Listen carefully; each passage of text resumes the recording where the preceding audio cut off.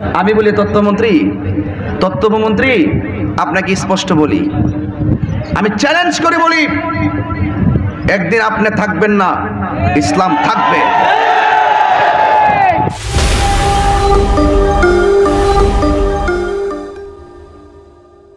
আমি 1 মাস আগেই কইছি, তথ্য প্রতিমন্ত্রী ডাক্তার মুরাদ সাহেব,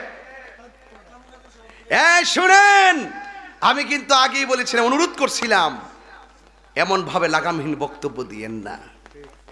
আমি 1 মাস আগে বলছিলাম আপনি থাকবেন না, এই দেশে ইসলাম থাকবে, বাকিটা ইতিহাস। তথ্য উপমন্ত্রী তিনি বলেছেন এই দেশে ইসলাম থাকবে না।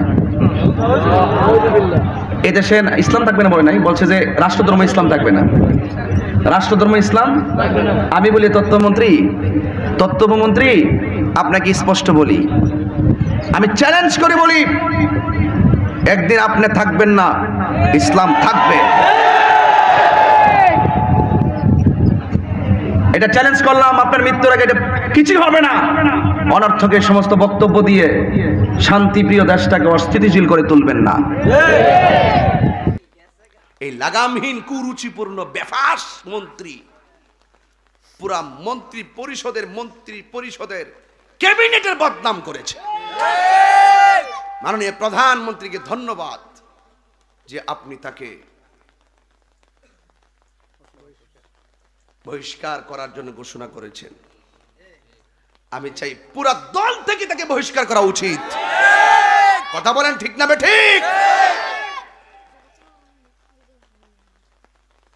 একটা কথা মনে রাখবেন, অতিরঞ্জন, আপনার ক্ষমতা আছে বলে আপনি যা মনে চাই তা বলতে পারবেন না। সিনিয়র মানে নাই লোকটা, ছোট মানে নাই, বড় মানে নাই। প্রত্যেকটা অঙ্গনের যারা সেলিব্রিটি হোক, অন্য ভিন্ন ধর্মের হোক, ভিন্ন রাজনীতির হোক, এইভাবে একজন আরেকজনের ইজ্জত অস্তিত্ব নিয়ে কথা বলতে পারে না। বলো তুমি শালীন ভাষাই বলো। কথা বলেন ঠিক না বেটি? এই জন্য যারা, সবচেয়ে বড় কথা হলো, সে ইসলামের বিরুদ্ধে দাঁড়িয়ে গেছিল। ঠিকই তার মন্ত্রিত্ব চলে যাচ্ছে, কিন্তু ইসলাম ঠিকই আছে। আমি বলবো, সময় গেলে সাধন হবে না। দিন থাকিতে দিনের সাধন, কেন করলি না বোলা মন, কেন করলি না, সময় গেলে সাধন হবে না। ঠিক না বেটি? জাননি মন খালে বিলে থাকে নামিন জল শুকালে, কি আর হবে পাতাল দিলে, যদি মোহনাশক না থাকে, যদি মোহনাশক না, সময় গেলে সাধন হবে না। সময় মতো আল্লাহকে ডাকতে হবে, সময় মতো নবীকে ডাকতে হবে, সময় মতোই নামাজ পড়তে হবে, সময় মতোই জবানের হেফাজত করতে হবে। ক্ষমতা থাকলেই সবকিছু বলা যায় না, করা যায় না। ঠিক না বেঠিক? মানুষকে মানুষ মনে করতে হবে, মানুষকে মানুষ মনে করতে হবে। মতানৈক্য থাকবে, ভিন্নতা থাকবে, আপনি জবাব দেন না, কিন্তু শালীন ভাষায় জবাব দেন। উমরে হযরত আবু বকর সিদ্দিক রাদিয়াল্লাহু তাআলা আনহু জোর করছে নাকি কোরআন তেলাওয়াত করে বুঝাইছে? আপনি ভালোবাসাই বলান, ভালোবাসাই বোঝান মানুষকে। মাতাল হয়ে গেলে চলবে না। যাই হোক, ওইদিকে যেতাম না, এটা অনেক বড় ইন্টারন্যাশনাল চিন্তা ভাবনার কথা, ঠিক কিনা? এগুলো আমরা সাবধানেই বলি, কারণ বলা তো যায় না। যাক, অসুবিধা নাই। আমার কথা একটাই, আমি চলে যাব, ইসলাম এটাই ফাইনাল। আপনারা যখন কোরআন, ইসলাম, রাসূল এবং আল্লাহ এই 4টার বিরুদ্ধে দাঁড়াই যাবেন, দেখবেন কোনো না কোনো ভাবে আপনার উপরে গজব চলে আসবে। এটা বারবার প্রমাণ হয়েছে।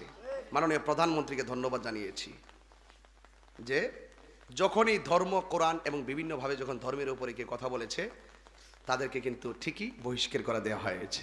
কথা কোন ঠিক না বেঠিক? যাই হোক, আমি খুব মর্মাহত হয়েছি অন্য একটি কথায়। বাংলাদেশের একজন দায়িত্বশীল তথ্য উপমন্ত্রী তিনি বলেছেন এই দেশে ইসলাম থাকবে না। এই দেশে ইসলাম থাকবে না বলে নাই, বলছে যে রাষ্ট্রধর্ম ইসলাম থাকবে না। রাষ্ট্রধর্ম ইসলাম, আমি বলি তত্ত্বমন্ত্রী আপনাকে স্পষ্ট বলি, আমি চ্যালেঞ্জ করে বলি, একদিন আপনি থাকবেন না, ইসলাম থাকবে। এটা চ্যালেঞ্জ করলাম, আপনার মৃত্যুর আগে এটা কিছুই হবে না। অনর্থকের সমস্ত বক্তব্য দিয়ে শান্তিপ্রিয় দেশটাকে অস্থিতিশীল করে তুলবেন না। ইসলামী একমাত্র ধর্ম, যেই ধর্ম সাম্প্রতিক সম্প্রীতিকে সুন্দর করে বসবাস করার সুনির্দিষ্ট গতিপথ তৈরি করে দেয়। সেখানে ইসলাম যদি রাষ্ট্রধর্ম থাকে, আপনার কি ক্ষতি হয়েছে? কোনো ক্ষতি হয়েছে? বরং এটাকে যদি সংবিধান থেকে বাতিল করতে চান, তাহলে আপনি সংবিধানের বিরুদ্ধে অবস্থান নিয়েছেন, আপনি রাষ্ট্রদ্রোহী কথা বলেছেন, ধর্মদ্রোহী কথা বলেছেন। এটা বিচার হওয়া উচিত। প্রধানমন্ত্রী, মমতাময়ী প্রধানমন্ত্রী, আপনাকে বলছি, আমার যে কোনো একটা বিষয়ে হয়তো আপনার পর্যন্ত যাওয়া লাগতে পারতো, আমি সেই পর্যন্ত যাওয়া লাগেনি, আলহামদুলিল্লাহ কাজটা হয়ে গেছে।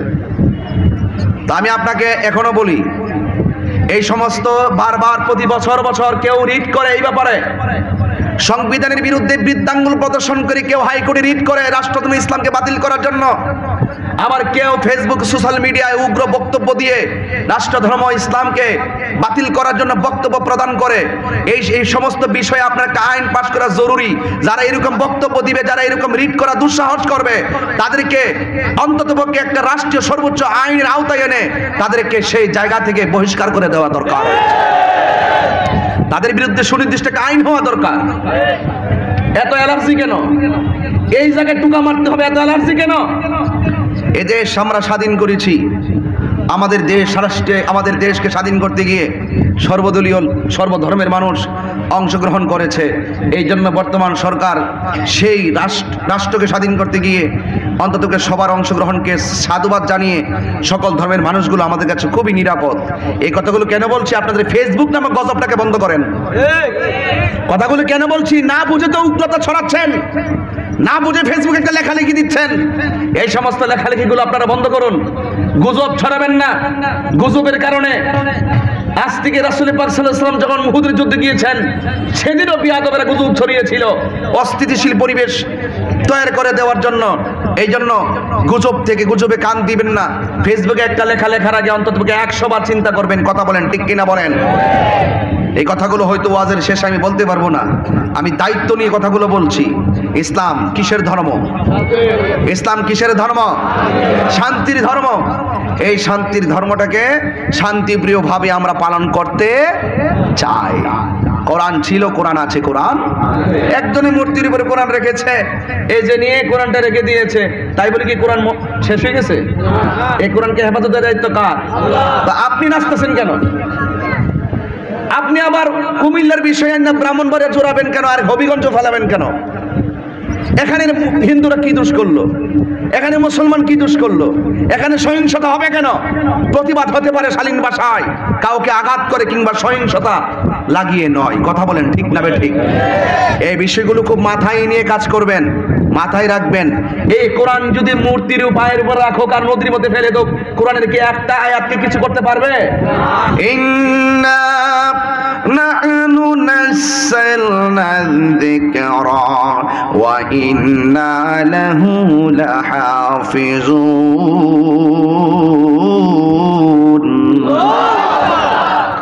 আল্লাহ রাব্বুল আলামিন বলেন, নিশ্চয় আমি কোরআনকে নাজিল করেছি, কোরআনকে হেফাজতের দায়িত্ব আমি আল্লাহ রাব্বুল আলামিন পৃথিবীর কাউকে দেয় নাই। এই কোরআনকে হেফাজতের দায়িত্ব আমি আল্লাহ রাব্বুল আলামিনের হাতে রেখে দিয়েছি। ঠিক কিনা বলেন?